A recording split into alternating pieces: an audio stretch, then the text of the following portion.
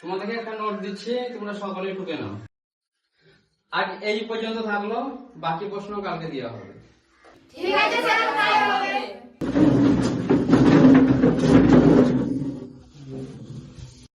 সুমিতা, তুমি দাঁড়াও, একটা কথা আছে। কেন স্যার, কিছু বলছেন? আজকে তোমাকে একটা এক্সট্রা ক্লাস দিতে হবে, কারণ তোমার বাবার আদেশ। স্যার, আজ তো দেরি হয়ে গেছে, অন্যদিন এক্সট্রা ক্লাসটা নিয়ে নেবে। না, অন্যদিন টাইম পাওয়া যাবে না। ঠিক আছে স্যার, করিয়ে দেন।